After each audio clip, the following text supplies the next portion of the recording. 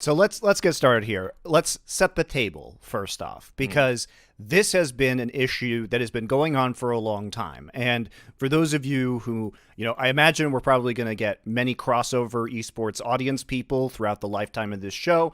And we're going to try and pick topics that, while this is particularly relevant to the LCS and League of Legends right now, this is kind of a conversation that has happened many times across many esports and will happen continuously again in the future without a shadow of a doubt. So for those of you who may not know League of Legends, let's talk about what's happening. So currently in the game League of Legends, we have all these different regions, North America, Europe, China, Turkey, Korea, Brazil. Now, each of these leagues has a region lock, which means that there cannot be more than 2 players on every team that can play in a game that are not residents of that region. Now, resident could be a citizen of a North American, for example, country, Canada, the United States, Mexico, or it could be somebody who has a green card, a legal residency status within that region, which is oftentimes in League of Legends, it's mostly people with green cards in America. It's not really people with residency in Europe or China or Korea, which are the other major regions. So if you've been in the U.S. long enough and you are a legal U.S. resident, then you may, in fact, play without counting as an import. Now, why is this important? Well, to put it frankly, North American players suck at League of Legends. This is a big problem for LCS teams, because that means that to compete at an international level, they have to do imports. So some of the best teams in League of Legends right now, such as Team Liquid, feature 4 imported players because several of their players have green card or residency status right now. There's one piece of context you forgot there, though, which isn't just that they suck, because listen, mate, Brazil's players fucking suck in League of Legends too. They don't have any problem with this. The other problem is they suck, but the owners have an enormous amount of resources. That's Correct. the problem. It's the two at the same time, because the real problem is, right, in Europe, in theory, similar levels of money, not quite as much. You just don't need to import. You got all the players, therefore you don't do the imports. Like, in theory, in China, they only did it because Koreans were better. Like, basically, it has to be like the meeting of the two. Because the real debate, as far as I can tell here, is like, I think the owners are just like low-key saying, like, why can't we win just because we have to have North American players? Like, they just want to be able to buy anyone, Yes. And that is I think that's the motivating factor, yeah. And that is a very North American sports mentality, right? North American sports owners are used to being able to buy any player in the world to come compete in the NBA or the NHL, or, I mean, not the NFL, because those people are all American anyway.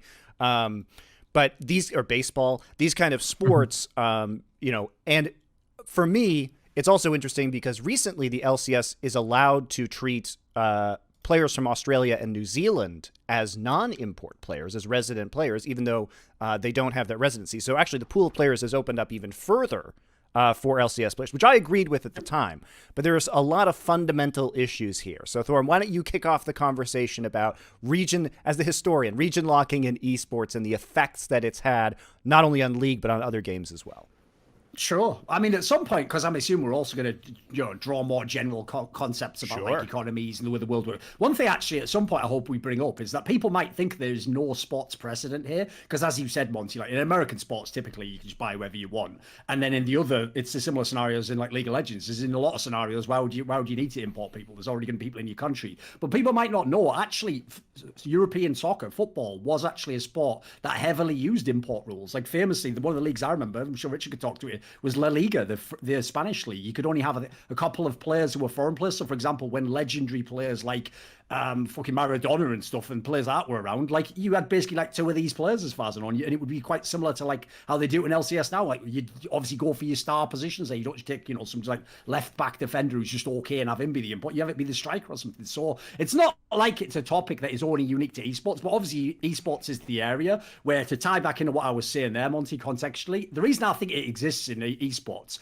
let's be real, I'll just cut through all the bullshit. It's when a North American can't win at the game, but he has all the money to buy someone who can win at the game. That's when the problems always arise. Because you know what? No one really was crying, actually, Monty, for WCS Europe. Like, oh, these Koreans are killing us. Like, you know what? There's some pretty good fucking players in Europe. North American WCS would have been wiped out. So if people don't know, when Blizzard, who were basically the first game dev to actually, like, overall implement like the tournament circuit, they were actually similar time with WCS as with LCS in terms of like when they did the region version, but they had like a season 2 version in 2012 as well. Essentially, when they did this tournament, they were the first ones to make it where, similar to what Monty says, you had to have like actual residency status to play in WCF North America. So famously, for example, like J-Dong and Polt, I think it was, were able to play the North American one because they had like green cards from EG and whoever else. Yep. I can't actually remember who Polt was playing for at the time. And then, so basically, it immediately limited the number of Koreans who could play, because in that game, it was actually the opposite in that one. That was actually to keep people out of the region, just Koreans, because the fear was Koreans were just far and away the best in StarCraft. So if you don't keep them out, there will just only be Koreans in the tournament, which isn't necessarily totally implausible. Because if people don't know, the year before they did the region locking, they had the BlizzCon World Finals. There were 16 players, and one player was not Korean. It was my mate Naniwa, and he just went out immediately in the first round because he had to play the best Korean. So I get that. Basically, this is one of the topics that I'm sure I'll keep open-ended here for this discussion. In my opinion, the discussion goes like this: a general principle of like, where should you be allowed to work? Should we like limit these things? Like specific to League of Legends, like NA, what's their situation? But then also like the broader topic of, in my opinion, you've got to also have like, where do you come down on this, like, philosophically? It can't just be like, oh, I don't like TSM, therefore I shouldn't be allowed more play. No, like, the logic has to, like, apply to all three, in my opinion. So there's a lot of areas we can go with this, in my right. opinion. And like, StarCraft's the big one, basically. And it has to be noted, too, because we're dealing with people here in this conversation who have been part of many esports for, 1 to 2 decades. This region locking is an aberration in esports, okay? It is a recent thing compared to the history of esports, and most esports do not engage in region locking. So from my perspective, it's weird to even have region locking in the first place, and I imagine it's the same with you, right, Richard? For me, coming from a mainstream sports background and having done like sports reporting as well, I always thought that, this concept of like region locking and like limiting foreign talent into a league, for me, it's one of those things where it makes sense, I think, in the regards that you have conflicting interests at all level of sports. So you have like an umbrella organization that is in charge of all sports in a country. Then you have leagues. The leagues have stakeholders that buy into the league. And as a result, if anyone has like a financial disparity, if one club is wealthier than the other, what you start seeing is that club is like, if there are no rules imposed, then the club with the money has all the talent, and you end up with these, unbreakable dynasties. And so a lot of what league structures are set up to do is to prevent concentration of talent. It's like the NFL with the draft system, right? You finish at the bottom, we give you the first pick in the college draft. So you get the great young prospect,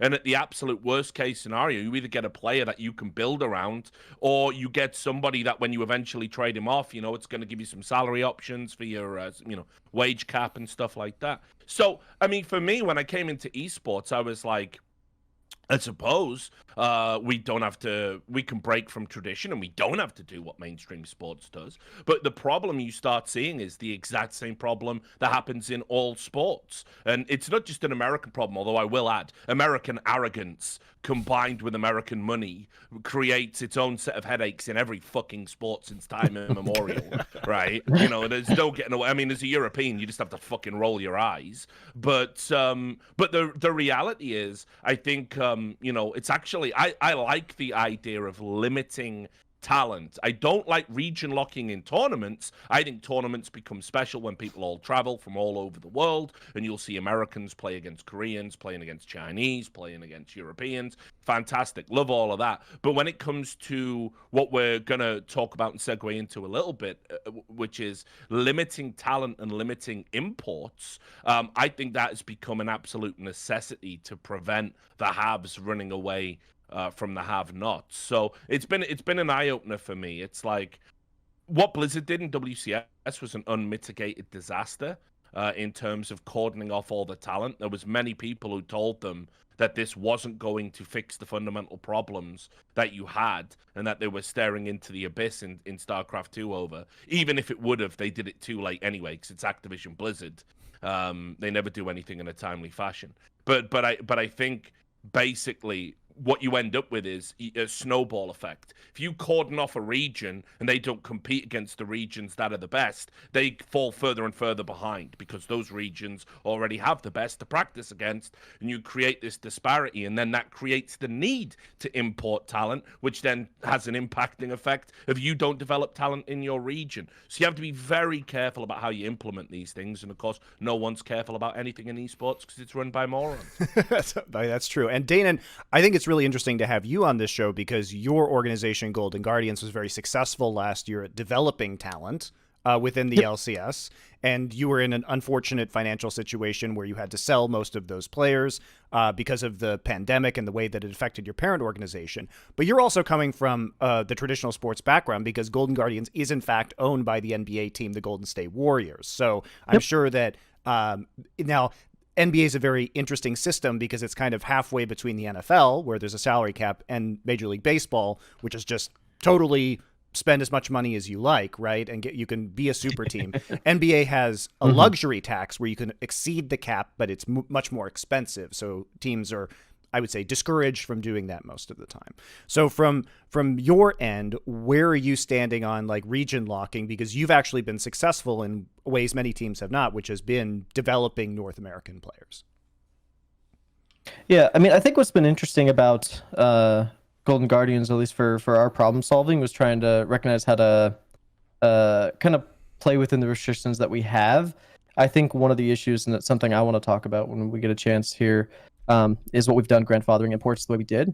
I'm not fundamentally against or for the restrictions either way. I actually think it's a bigger question of like, what's the principal idea of how you want to grow the league? What are you trying to do? Obviously that includes the owners and the league. Everyone has to be on the same page for that, and clearly right now they're not. But for me specifically, I've been kind of challenged when I'm building rosters to work within the awkward restriction that there's like some players that are exceptions, some that aren't. And obviously when we're talking, inevitably we're going to get to the salary inflation. We're going to probably talk Immortals. We're probably going to talk, especially this big off season, working around players that you can or can't get access to, the have or have nots, as you've already put it, is honestly the crux of my issue the entire time. And I think that where this is coming from, I mean, it's interesting that it's coming from Reggie and Jack, who are less affected as TSM and Cloud9 by some of the problems within the structure, because they are the haves in this case. And to describe to people who don't know, what happens when you're a GM in the LCS is there are certain players who are residents whose salaries get crazy inflated because they don't count against your import limit, right? And there are players who were grandfathered in when they created this rule who didn't have to have green cards. They were just in the LCS prior to them instituting region locking. So what ends up happening is that anytime you make a move as a GM in the LCS, it's dependent on the dominoes falling in a certain way, because you have to kind of fill your non-import slots before you fill your import slots a lot of the time. So you're like trying to put the puzzle together in a very strange way. And one player can actually hold up like 5 teams signing rosters. And I hear about this every offseason from the team owners and managers. Oh, this person needs to sign to a team before 6 other deals can happen. Right, which is normal in sports, but the bottleneck is really severe in League of Legends right now for that reason. Yep, I mean, last offseason, everyone was holding their breath for Bjergsen, obviously, who's the most famous resident import we have. And then this last offseason was another situation where I can imagine, 6+ out of the 10, more than half of the league holding their breath, querying whether Jensen's going to see free agency, right? Another resident import. Simultaneously impact like this offseason, if anything, was probably the biggest example of how much pressure can be put on everybody when you're trying to like work within these restrictions, and there's not a lot of flexibility and a lot of wiggle room. And obviously that's what's ultimately, in my opinion, pressuring where we're at right now. I think that's actually the part that's also whack about this discussion, unfortunately, is it becomes too specific to League of Legends, because what they haven't done is either of the two obvious extremes. You either just say everyone's allowed, buy anyone you want, or you say pick a nobody's side. allowed. Yes. Nobody's allowed. You have to be from North America. Instead, what they did stupidly is not only did they make some weird middle ground where you can sort of become a North American within a couple of years, but even worse, as Danon said here, instead of just saying, right, we're doing this system from today, and everyone who gets to X number of years, no, they just said, and from today when we started, we're just gonna let a bunch of you skip the queue. Bjergsen, you're in already, mate. You're already in North America now. Like after, I think he played something ridiculous, like a year or two less than I think like Hooney before he got his status. Because remember, Hooney only arrived in like season 6 to North America, wasn't it? He only came recently. So as a result, you've got this bizarre scenario, which is never talked about, by the way, which is everyone at the moment talks like this. Oh, but if you let everyone recruit everyone, they'll just recruit 5 Koreans. There'll be no North Americans. And then they go, or you'd have to make it just North Americans. What we don't talk about is we're not just increasing the value of the North Americans. We're making this bizarre, fucked up like subclass of North Americans who are actually just like Europeans, Koreans, and Chinese people who don't play in their region. Who, if they stay long enough, even though their actual level of play will almost certainly degrade over time because no one has like a 20-year career, they will actually get more valuable as their skill degrades. And in fact, that's the maddest part. I'm not even arguing should Golden Glue be allowed to play. I'm arguing should Phoenix be allowed to play instead of Golden Glue because he played 3 years long. Like that's where the whole thing to me just gets lost completely in like this, you know, the like specifics. Because what I like about this discussion is more like sort of the philosophical angle. Like for example, I'll give you a teaser right now. I won't go into my whole spiel, but basically, I'm actually not in favor of region locks just because I like think about what my philosophy is as somebody who follows esports. I just like to watch the best players play in the best matches and have the highest quality game. Like I don't actually think it's a human right to be able to play video games professionally. Like I believe it's a privilege, and if you can get that gig, great. If you can't, sorry. I hope there's a real job for you in the world. You know. Well, I think it's. I'll jump on that perspective and say Let's do it. It is funny to be critical of the idea and say like, you know, the region, I don't know, is going to lose its identity or something. Obviously, the country itself was built on immigrants, and if you haven't looked at the current skew of the league, at this point, I'm pretty sure Americans and Canadians are the minority, and that's ignoring the concept of when you say North America, you're supposed to include Mexico, but like we've wrapped them out due to LLA and like our region setup. Sure. It's definitely weird. Obviously, with Australia joining as well as the rest of the oceanic region, like that's obviously further complicated it. But I think if you were to say like, oh, right now there's like this overwhelming terror that tomorrow there just isn't going to be any real identity to our region, I'd be like, aren't we kind of like that's what the grandfathered system is already kind of doing? We automatically brought in like 6 players. We've done like another 10 or 15 over the last couple of years. We never just ultimately picked a side. We never said, okay, this is how we're restricting. This is going to happen. We kept trying to find this like happy middle ground, which is fair, right? They're trying to appeal to all the parties. But as you can tell, unfortunately, it hasn't worked. Like I don't think anyone is like super thrilled with the current system, fans included. I think obviously they're going to argue the other direction, but when you see how they respond to the results, they clearly disagree. Yeah, and I think what's being lost here too in this discussion is the first thing that comes to mind is that when we talk about region locking, it's not that it would only be LCS that would be unlocked, right? That would be unfair to all of the other regions. So really the conversation is not about should LCS have no region restrictions. Riot would never make that decision just for LCS. It would be should all regions be unlocked, because that's the only way. The joke is TSM, because obviously they don't think these things through, inadvertently in asking for regions to be unlocked will probably mean a Chinese billionaire buys like the best Korean team and then just wins Worlds. So. and that's where I was going to jump in, because this is when you really start to identify the fundamental problem specific to this League of Legends thing. Not many other team owners are as stupid as Reginald has been, and Jack to a lesser degree. You know, in the sense that if you ask for the rules to be changed and they have to be universally applied, well, why do you think a region that's already or an org that already has more money than you won't outspend you if you want to make it a spending contest? Can I preempt this real quickly? Yeah. Sorry, this is something I've been wanting to jump on because a lot of people have been pointing out, obviously, like we're just going to get run over by China. I'm curious, do you guys think, honestly, that we would just see the best talent go to China, that's been my long-term concern. I'm concerned about the idea that LPL becomes the NFL, MLB equivalent for League of Legends, and that's where all the top, even staff, myself, have to go when we start looking at like how do you elevate the game.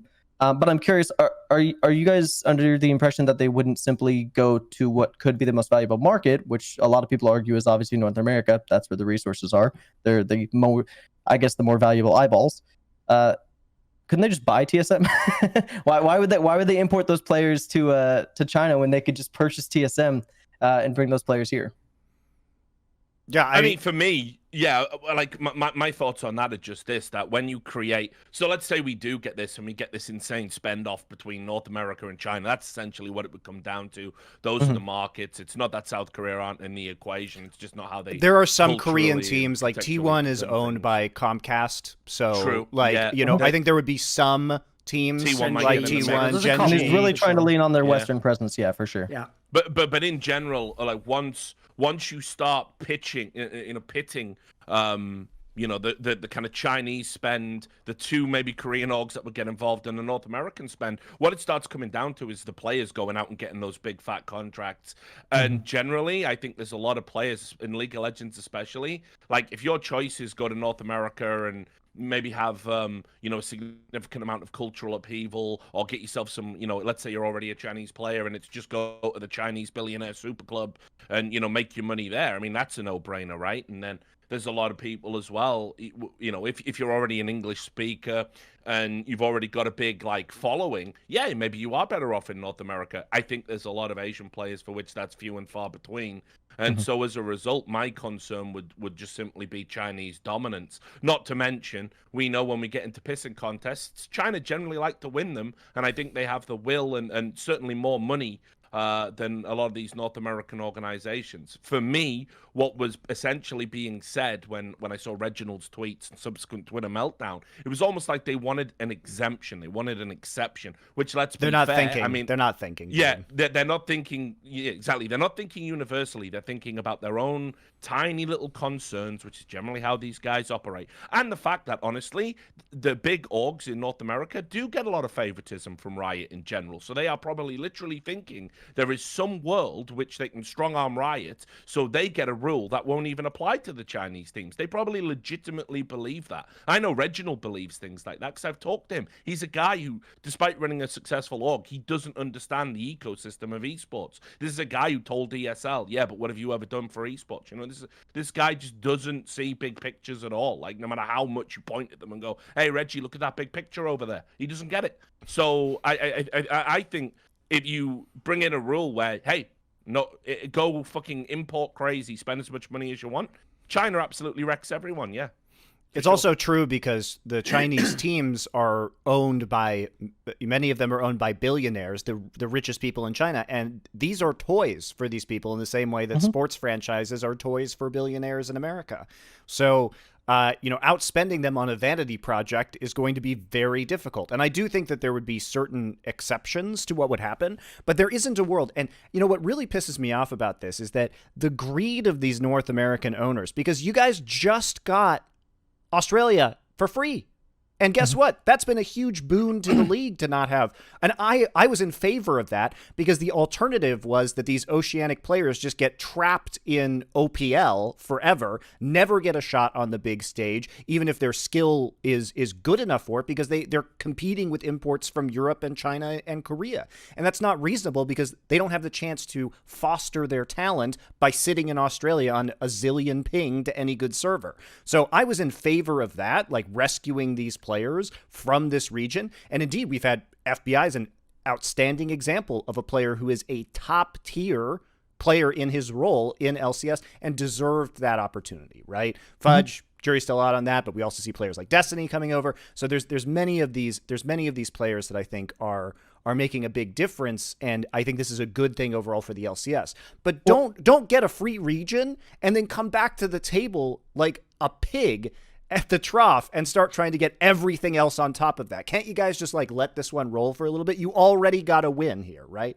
This was another misstep in my opinion, though, because while I'm obviously happy to be able to adopt all these players in, I feel like again we didn't pick a side. Ultimately, we just like tried to do this weird like, how do we do this without like actually full consideration for the big picture? I don't know why this wasn't the moment. If we're gonna like try to make incremental growth instead, like obviously I'm of the opinion, I'll give you my hot take and a bit of what like I think the best solution we could probably come up with would be right now. But why didn't we just hit all minor regions with this right now and say no minor region player is an import anywhere? I don't know why this is like an NA conversation. I agree. Everyone except get the the four adjacency, major but- regions logically should have been counted in. Like, why should a player from Turkey not be counted in this? Yeah, Or Brazil? Yeah, and in fact, what's magical about being from Australia? Yeah, and just have those players declare which major region they're eligible for. You, as a Brazilian player, you got one shot. You pick North America, you pick Europe. Probably not going to pick China or Korea, but maybe if you're ethnically from those backgrounds and living and speak the language and live in Brazil, maybe you would pick those regions. But at least give them a shot, because now, to be fair, CB LoL in Brazil is doing extremely well in terms of viewership, but I would imagine most of those players have higher ambitions than playing in CB LoL for their entire career.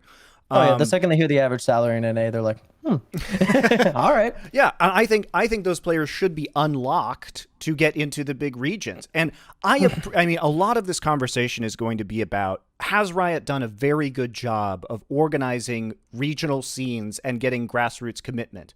Yes, they have, like, objectively. And if you even recently look at how LFL is doing in France, I can't believe those numbers that they're getting for the French league. That's actually insane to me. But if you look at that, and they've done a good job, and I understand that, they want to foster that growth. But the time is now, and I'll get into my thoughts on creating a new Super League with no region locking later in the show. But the time is now to allow these players to actually have growth and have there be a system of progression that feeds from the bottom, because the viewership is good in many of these leagues, even the kind of minor regions like Turkey or Brazil or France or these other things. The smaller ones have good viewership already. So we know that people are willing to watch these leagues, and I think we should be able to have an appreciable level of growth for the players themselves, because really it's the players who are getting punished in this from the minor regions, and that sucks. I mean, if there's anyone who can advocate for this, it's going to be me. I brought Newbie over, Leandro. It's actually really unfortunate that I have to be kind of hypercritical of him all the time, because obviously he's absorbing one of our import slots, and with how we're structured and where he's coming from, that doesn't really line up. And if I'm being honest, this was us even last year advocating, saying we're bringing Closer and FBI from minor regions, and everybody unanimously was saying, obviously we're going to be 10th place. These players are not, it's a waste of an import slot. These guys are not going to stack up. Yes. And I think the pressure they were under was unfair. They should have had an opportunity to come over here, transition appropriately, and be here as residents. Say they select North America because they hadn't played LEC, LCK, or LPL. But again, we weren't thoughtful enough. We weren't thinking ahead enough. And we've now made another change that ultimately clearly hasn't ended up pleasing everybody fully, and we're back at the table saying, let's talk about fixing it again. One thing I have an issue with, though, is basically I understand the whole debate of we can get into owners definitely obviously played a part in inflating the salaries. They've done a lot of stupid things with what they pushed for with the residency thing and the grandfathering in, which again was just poorly executed and quite frankly clearly was not philosophically outlined before you did it. You just decided. Well, we've changed it. To be clear, yeah, it's been when we did it, times. We brought some over originally.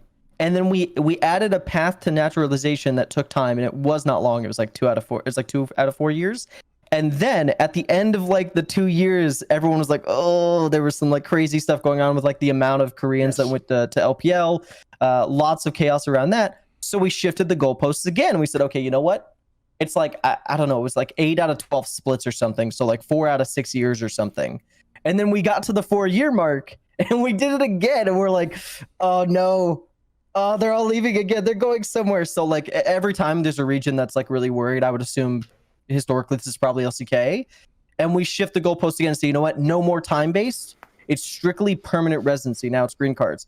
And by the way, when I heard that, I was already a little bit skeptical, because at the time, no one had really been able to get green cards in North America. Obviously, we're at the point now where it's a bit more approachable, so that's okay. But I was trying to live in the reality, trying to think about how I do my job when the competition is, for example, China, who presumably is a little bit more in tune with their government, or in my opinion, it's probably easier for them to be in tune. That's a nice way of putting it. If the government decided they really wanted to support LPL, is it not very easy for China to just hand out green cards? Because that's what I'm doing, right? When I appeal to USCIS, when I appeal to the United States government for a green card, it's their authority to decide whether a player is or isn't tenured enough, successful enough. It's some amount of subjective on their end. But obviously, I'm just shouting into the void, hoping that my government is responsive. Whereas I imagine on their end, if they really wanted to, when Chinese billionaires, if they wanted to say, hey, I want to bring over this Korean player, Can I get him a green card? He's a resident. I can bring another one. I can bring another one. I can bring another one. I'm always concerned. I always had to plan for the reality where like that's just on the table. And that's terrifying. But it's another reason why, again, like when people like Reginald and Jack are calling for these things, understand that China is a country where bureaucracy can be cut through for a fee. Not so much in America. I assume that's how Worlds happened. Yeah, right. So yeah, exactly. So and if we end up with another year like we've had in the year gone past, you probably get another big spectacle out there. Another big tournament now. Oh yeah, they get a second Worlds in a row due to COVID. No, by the way, why did no one complain about that? What was so outrageous to me, Dayton, was that this is just a complete aside. When they announced like, oh yeah, China's getting another Worlds, it's like nobody said anything. Why didn't anybody say anything? I mean, to be fair, I'll be completely honest. On our end, we're all still reeling from the fact that we're able to put an event together in the first place. And as you can tell with America right now, we don't have like infinite optimism that we would even be able to get it together this year. So right now, I think that's like for us, like trying to put the cart ahead of the horse. Like we're just trying to get back in our studio, much less try to like figure out what is the 6-week road transition. That's like Riot and their global team. So if they come to us and say, hey, like China is the only thing that's like functional for the next 24 months, it's really hard for us to like go do our own due diligence, talk to a whole bunch of venues, talk to the US government and be like, you're wrong. You could have done it at Staples Center. You just didn't try hard enough. Like we're just not going to be there. But to be clear, remember what I just outlined is like a reality we live in now. This has nothing to do with like what the rules could change to be. If China just felt like being super amenable to the LPL and they decided that like lowering the standard for whatever their green card equivalent is, that just breaks our system. And guess where we're at again? We are once again saying we have to change the rules because of like an outside force, right?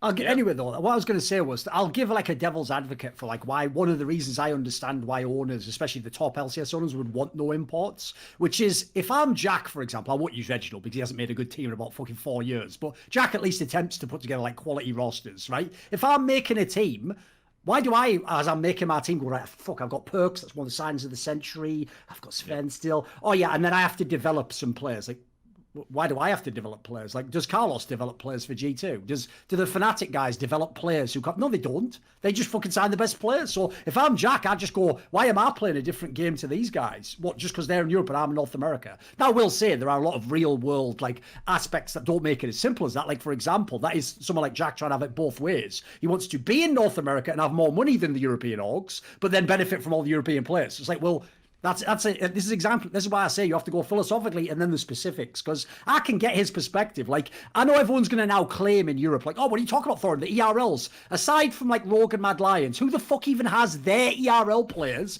in their LEC team? Almost no one. Like, you aren't developing those talents. And by the way, nobody. Let's just cut the bullshit, because there's going to be a lot of anti-American sentiment, like unfairly though. Here's one thing I don't want to hear anyone say. Like, but Europe, we have collectively developed. We didn't do any of that. You did that because in isolation, it made sense for that ERL team to run. It made sense for people to demand you had an ERL. No one did that out of their kindness of their hearts. The guys who run the top LFL team didn't go, we're basically just doing it so that G2 can have a really good team. No, nobody did that. Like, that is a fiction, and I do not personally believe, by the way, it is the job of Jack, let's say the GM of the top team in NA, to develop a North American player. Like, nobody's doing that. Nobody's doing it in Korea and China either. Maybe in China, actually, they might be the one place with all the sort of sub-teams that they all secretly fucking own. They might be the only people who actually develop talent. Well, so even though I agree, listen, it's just the way it is with the North American region. You did choose a North American org. I sort of can see their perspective on that, even though I don't necessarily agree.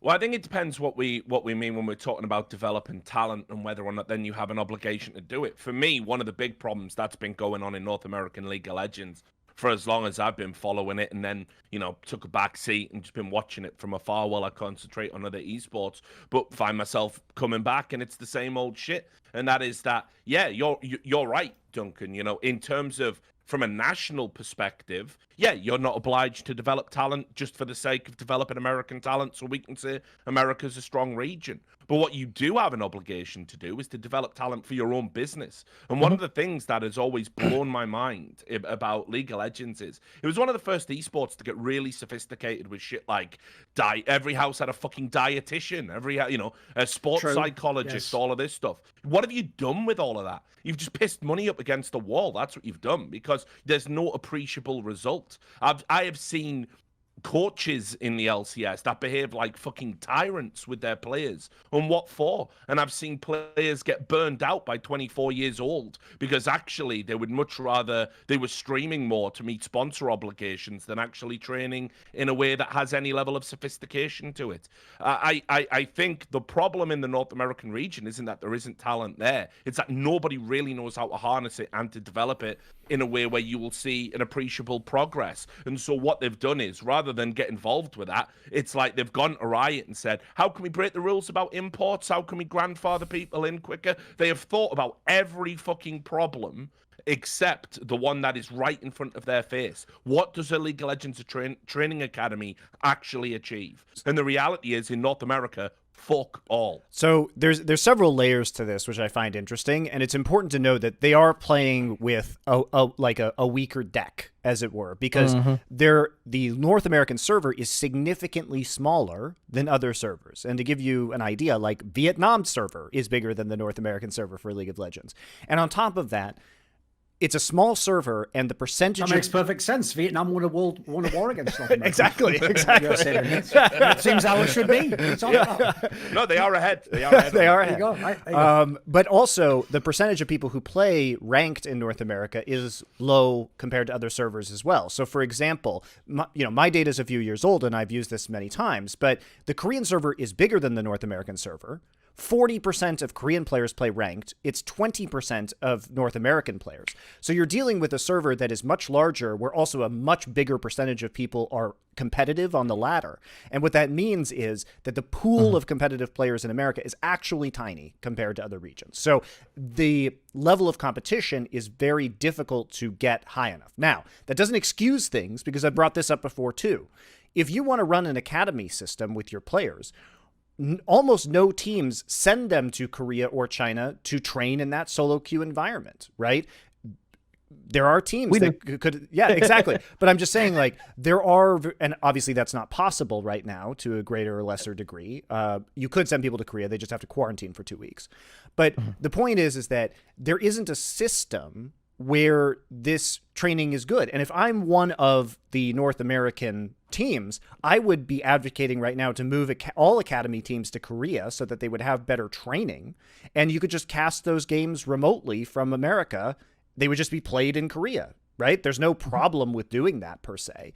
And so I think it's been a failure of sending players to the regions where they can improve a lot of the time, because the North American server is definitely not a place for improvement. I think we could universally agree on that.